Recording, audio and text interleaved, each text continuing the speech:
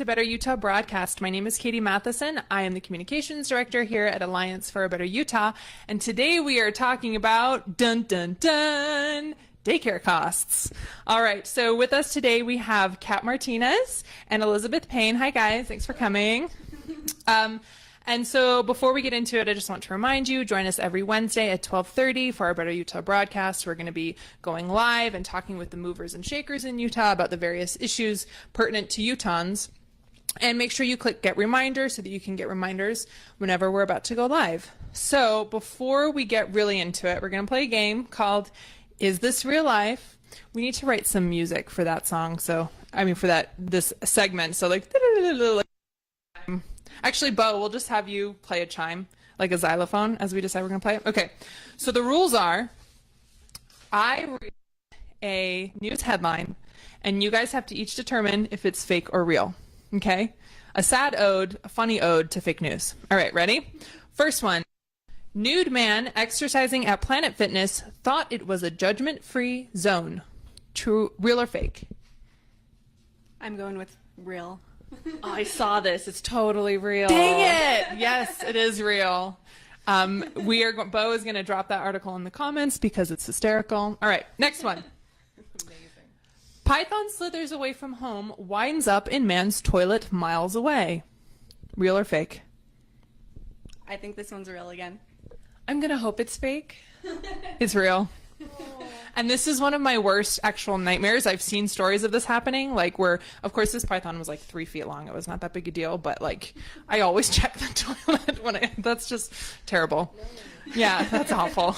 There's nothing worse than a snake in water. They move really fast. It's terrible. All right. Sweating just thinking about it. Okay, next one. Accident-prone koala rescued for 3rd time after getting stuck in fence. Real or fake? Fake. Oh, I don't think koalas learn, so I'm going to go with real. It's totally real. Aww. And you all need to go and look at the article in the comments, which Bo is going to be dropping there, because the pictures are adorable. Apparently this koala is known to the animal workers, so it just climbs under the fence, stops halfway through, puts its head up, and then just kind of sits there like it's in like a little guillotine or something. All right. Next one. To kick off his new country song tour, singer-songwriter Garth Brooks is now bringing magic to his act. True or false? Or real or fake? Real. I'm going to go with fake. It is fake. Oh, thank goodness. I know, that's a hard one. It's like, yeah, it could totally be true. Next one. 150 Santas gather in Denmark for annual Congress. Real or fake? Oh, that feels real. Also real. Yeah, it's totally real. And this was in July. But I would like to read you the best line from it. The 3-day event will see the Santas visit the Little Mermaid statue during a parade and go head-to-head in the Santa Obstacle Course World Championships. So go watch that video. I'm not understanding how the Little Mermaid fits into it, but... All right, last one. Houston banker robber caught the following morning after he was found stuck in the ventilation system. Real. Yeah, I'm going to agree. That sounds real. It's fake, luckily. Or maybe This not luckily. time. This time. It could be real next week. We never know. Houston, watch out. All right. Yeah, we usually put one in Florida in there just to like trip people up. And it always involves like a crocodile or an alligator. All right, so let's get down to business. Kat and Elizabeth, can you give us a little bit of your background, specifically as we're talking about daycare and the cost of daycare and operations across Utah, specifically of the cost of daycare and everything around that issue. Tell us a little bit about yourselves, so like your family, your work history, stuff like that. So for me, I started working in a daycare center when I was in college, so I experienced that side of it of making minimum wage, working with 2- and 3-year-olds, and then I taught middle school for a while when I became my first child, and she went to a daycare center, which was about $800 with my discount for working at that school a month. And then I became pregnant with my second child, and that's when I realized I couldn't continue working as a teacher and have 2 children that young in daycare. It was almost exactly the same cost as my salary. Mm-hmm. So from there, I chose to stay home and started my own home daycare, which I did for 6 years, and did that while I had my third child. We could never have afforded a third child with me working outside the home, not doing daycare. And it was an amazing experience, but I learned so much about that side of it and of just trying to re-enter the workforce outside of childcare or outside of working from my home, navigating childcare costs. It's been really an interesting journey. My youngest is 4, and I have left doing childcare in my home now. I still work in the childcare field, but now I need to find childcare for my 4-year-old, and it's just funny being back on this side of it again, of trying to find, I know the best ones that are these school daycare programs, and they cost way more than we can afford. And then there's ones that are like pretty good, pretty safe. We can probably afford it. We're on a couple wait lists. But it's hard, and we couldn't do it without family support. So we're privileged like that to have family support. So I am a mom of 4 boys. 3 of them are school aged, and then my youngest is 4 years old. My background is in anthropology and family and human development. With anthropology, I focus specifically on reproduction and childhood. And then I got my degree while I was having kids. And then when I was ready to get back into the workforce, I realized that I couldn't afford childcare to use to even be able to use my college degree that I got a bunch of student loan debt for. That sounds about right.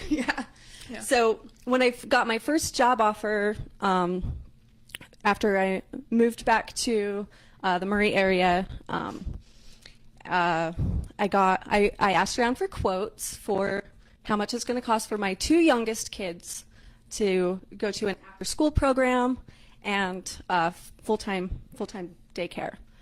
And I got quoted at the very minimum $1,200 a month for my 2 youngest kids, and that's including 1 kid just after school.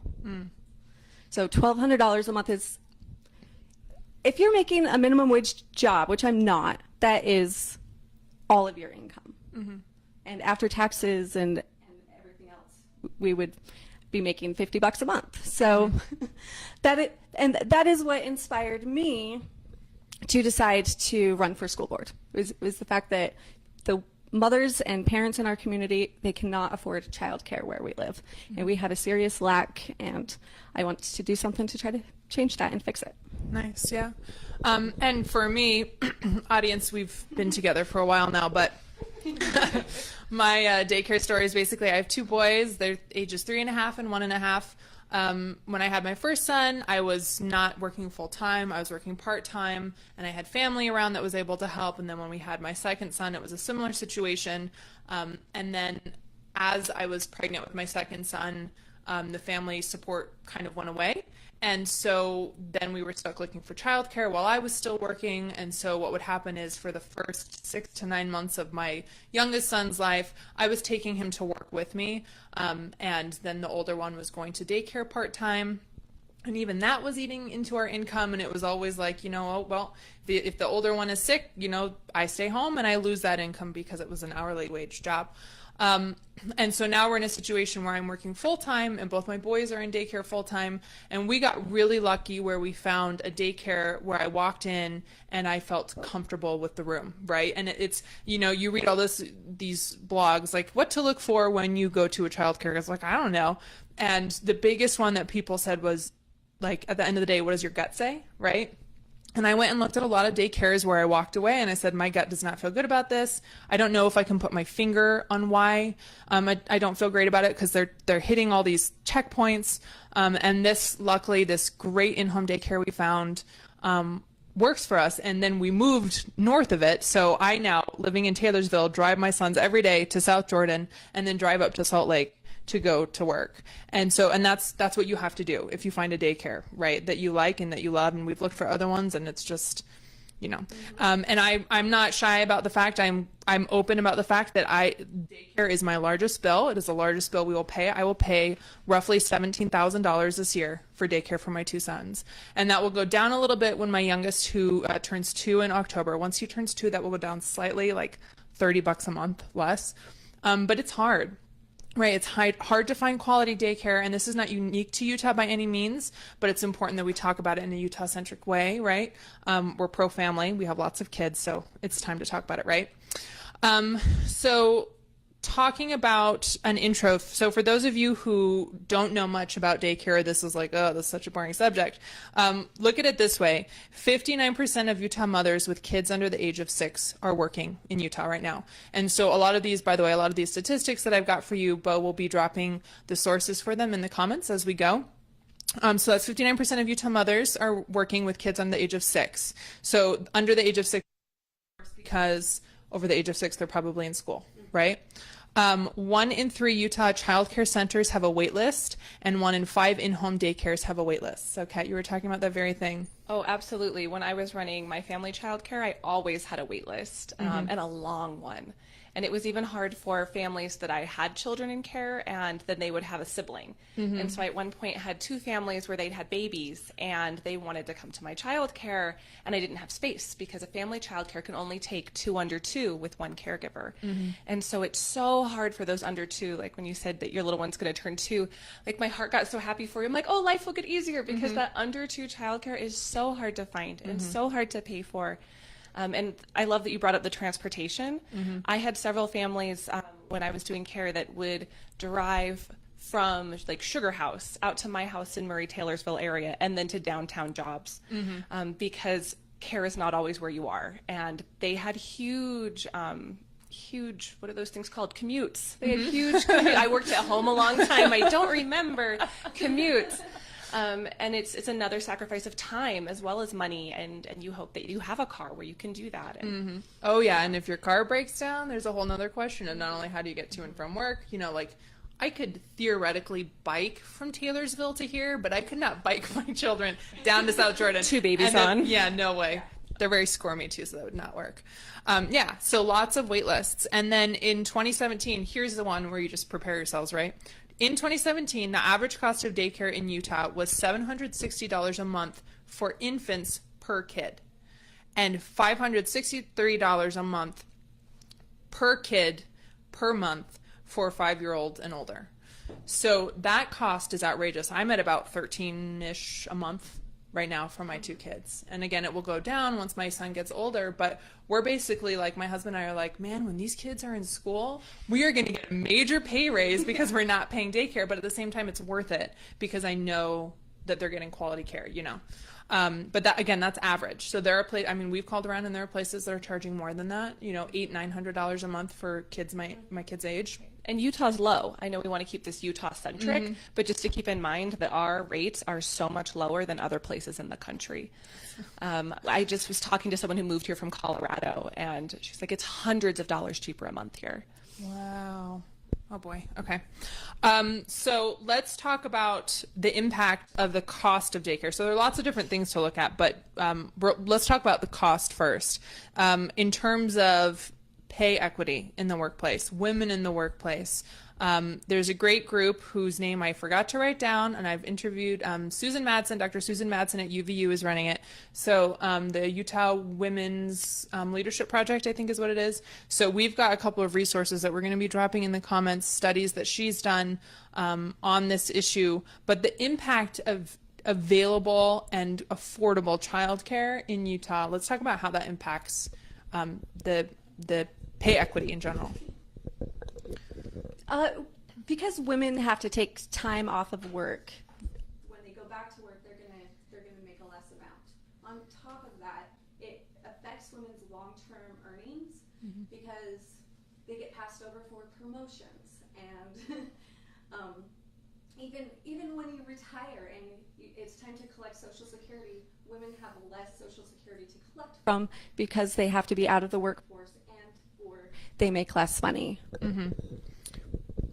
Yeah, absolutely. And it's often, you know, the mom who's expected to be the one who picks up when the little one's sick at daycare. And it's just that habit that we're in as a society. And it's not malicious, but it is problematic and it is hurtful. And it is a part of interviewing. You know, they're not supposed to ask you when you apply for a job, are you going to get pregnant? Like, how many kids do you have? Like, they're not supposed to ask you that, but they do. Oh, yeah. You know, are you done having kids? Are we ready to commit to this employee and train them and bring them on? And that's really a difficult part of women climbing those ladders at work.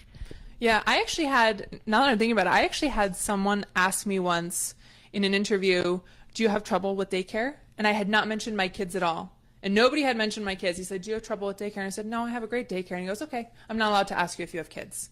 And I was like, what? Like, But he'd ask you if you had he daycare. did, right. And so he was in a roundabout way asking me if I had kids, right? And yeah, so that's absolutely problematic. And so the wage gap is present in younger women as they're entering the workforce, but then it widens as women get older. And the wage gap, according to the data that Dr. Susan Madsen and their project over at the U of U have, says that the pay gap widens, is narrower for older women who do not take a break from work to care for families versus what did I say? It's wider for women who do take a break, basically. Okay, so then let's talk about the impact of low quality daycare. So it's not just the availability of daycare, it's not just the cost, but it's also the quality of the daycare, right? And so we were very lucky that we were able to find a high quality daycare and that we have transportation to take them there. And there are some families who don't. And so let's talk about high quality versus low quality daycare. You go ahead. So for me, after working in a childcare center right out of college while I was looking for as I thought at the time, a real teaching job when I went to go teach middle school, and now after I've been in the childcare field for so long, I'm like, I was so naive. It's so much harder to do real childcare. But having seen that, and I saw amazing childcare providers, but I also saw some who, weren't in it, for the children, or who just, it's hard to be motivated to be amazing when you make not a livable wage. Like, it's just very hard. And so it made me want to start my own childcare where I could have the values and the quality that I was looking for. And it's very hard now on the consumer side to be looking and saying, okay, well, like, where's the give and take? What am I comfortable with? What's safety? What's my opinion? What's, trying to figure that out. But it's very difficult, and it's very frustrating to watch parents have to make those choices where the only spot available for their child is one that they don't feel good with, that they don't feel comfortable with. And that was a hard thing, watching all the children I used to watch when I got a job outside the home, watching them find new daycares and watching some of them be so happy and watching some of them really struggle in those choices. And then if you're at work and you're worried about your little one, you are not producing. You are not being as productive as you could be. You're not the kind of employee that they want because you're worried and you're not fully present in that work outside the home. And that is a huge thing that I wish more people were aware of. And I think we'd get more legislators on board with helping pay, not just for low-income people to have help with their childcare, but across that income spectrum of helping have quality care. Because it will be more productive for everyone in every type of job in every area. I just think it's huge. Yeah, absolutely. There's one of these articles that I was looking at. There's this great interview on NPR from 2016 about a book that was written about some studies that were done in terms of like just economic return on investment, right, for early childhood education and daycare. And one of the things that they said, and then I've seen elsewhere, there's a Deseret News article that was written last year about the status of daycare in Utah.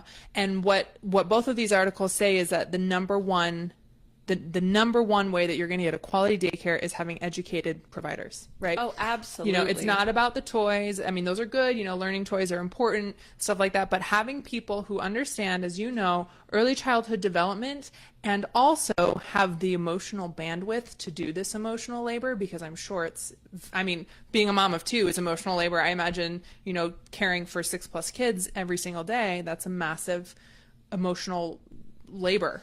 Oh, and it's huge. And I mean, the Office of Child Care is doing some amazing work trying to make education more accessible for child care providers, but it's really hard to motivate caregivers to get more education when they're struggling to pay their bills, to put more of their evening time and their lunch break time and their off time into continuing their educations, when they're not necessarily feeling that return personally. And maybe the center's feeling a return because, they get to say, like, we have these amazing educated providers, but it's very hard for those individual caregivers to feel that.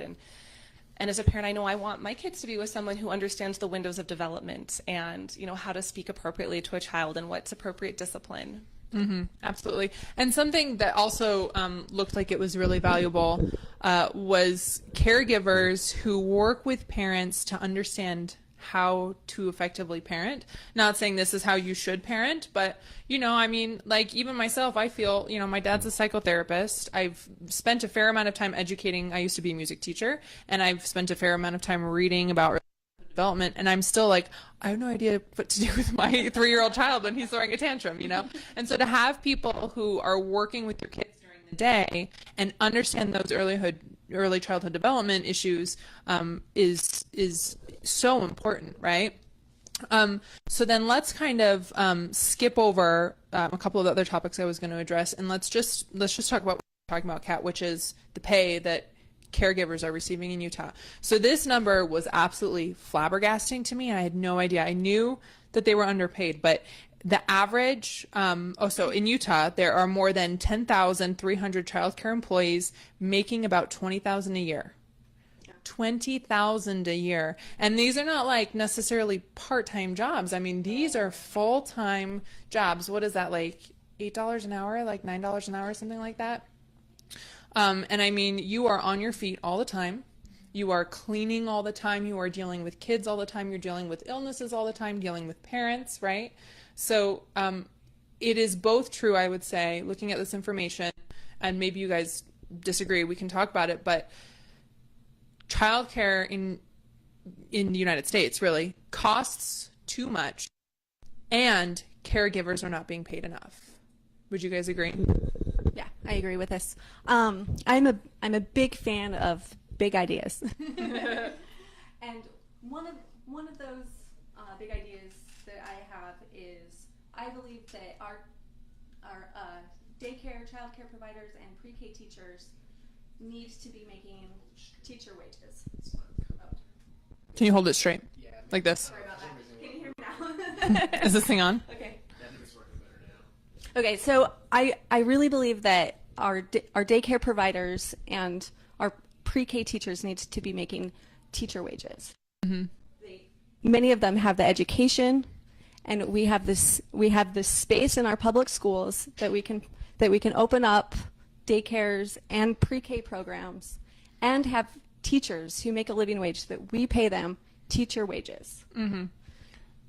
They're teaching classes, and it's the hardest kind of teaching there is right. Dealing with infants and 2-year-olds and pre-K programs.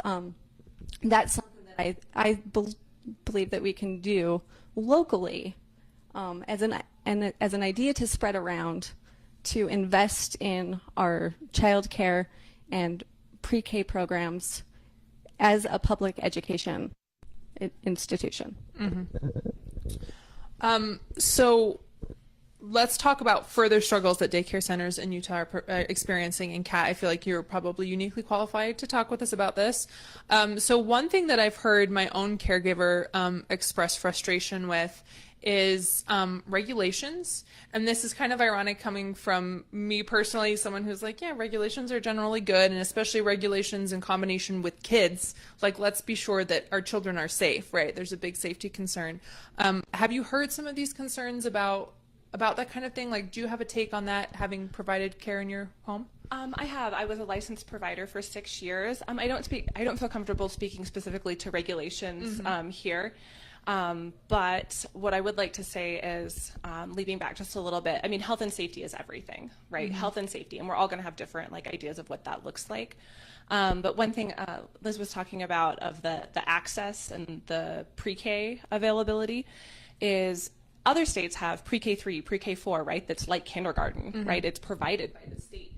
I have friends who move here with little ones not realizing we don't have that here. And they're like, what am I supposed to do?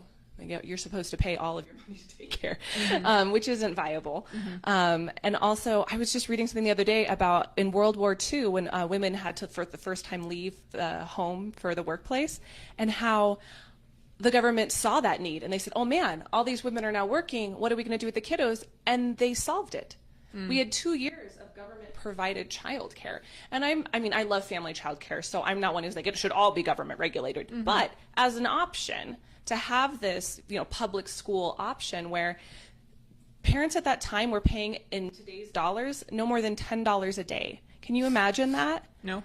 No, right? You can't even imagine it. Less than $10 a day for one child in this, government-supported childcare, because it was a necessity they saw, and mm-hmm. they saw it was for the greater good, and they mm-hmm. saw it was to keep the country running, mm-hmm. and they did it. Mm-hmm. And after the war, they were like, well, there went that.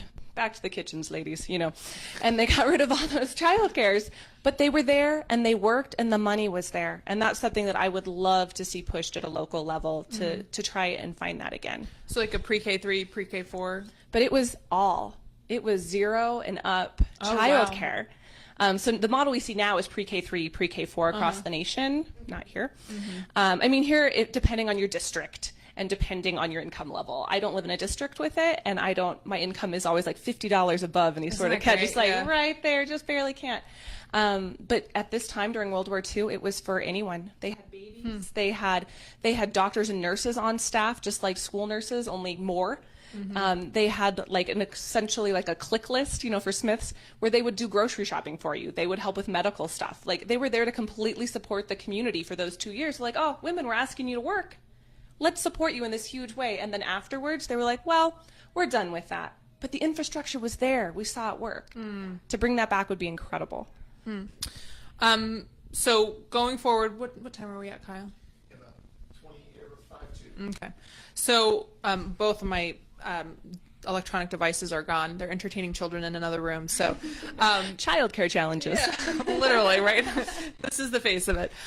So I want us to be clear. So we're, 3 white, probably middle-ish income women, mm-hmm. right? So we are impacted by the childcare. Let's talk about the fact that lower income women, women in general, people in rural areas and minorities are even more impacted by the childcare situation as it stands now. In some places in Utah, we have what are called childcare deserts, which is a real issue. Do either of you want to talk about childcare deserts really quickly? Let us know what that's about. I think Desert News or Salt Lake Tribune article, the entire town of Kanab is a child care desert. Mm-hmm. There's not a single licensed daycare provider.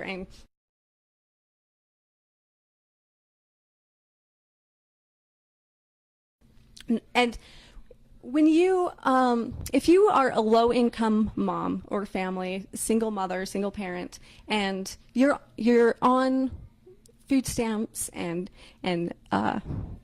temporary income for needy families, Medicaid, stuff like that, you have to have a job. Mm-hmm. It is required that you have a job in order to get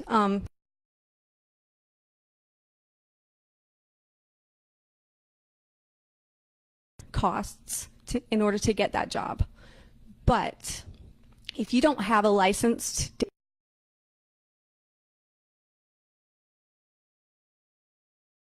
that is a we're hearing singing next door from the kids. That's my kids. I don't have childcare. That's a really big.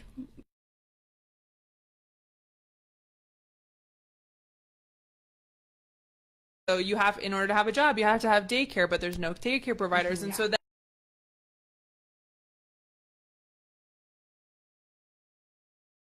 And then what do you do? Like, you use the sick day if you have a sick day, but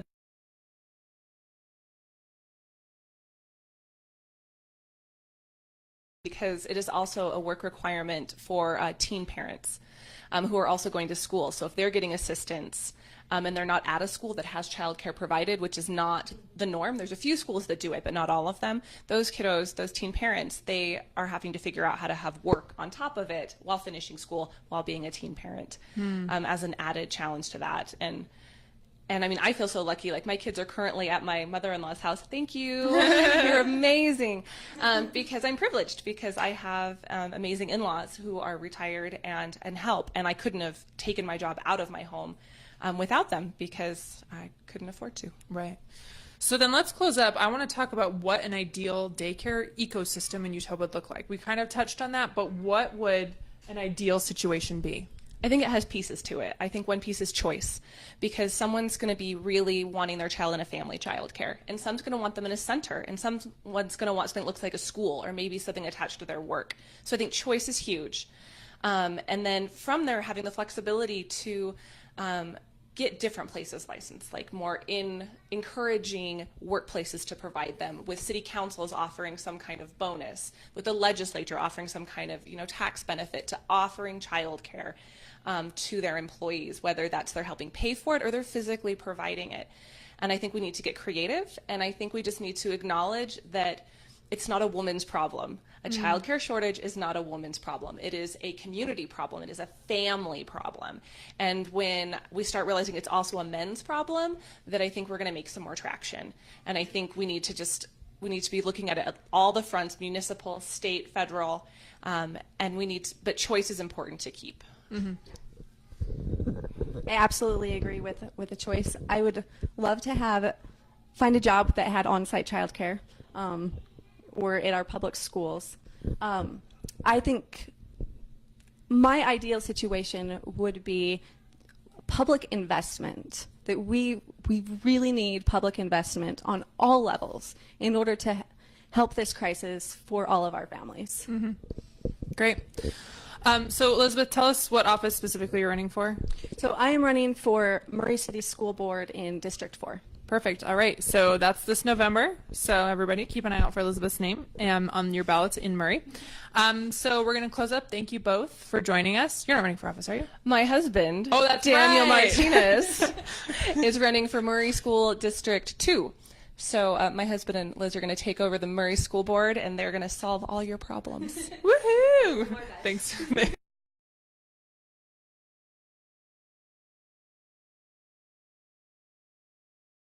Let's chat. There's some great organizations in Utah working on this right now, and let's start sitting down at the table and figuring something out, right? You can, of course, follow us on all social media at Better Utah, Instagram, Twitter, and obviously Facebook, and then join us next week, Wednesday at 12:30. We'll be here. Thanks, guys.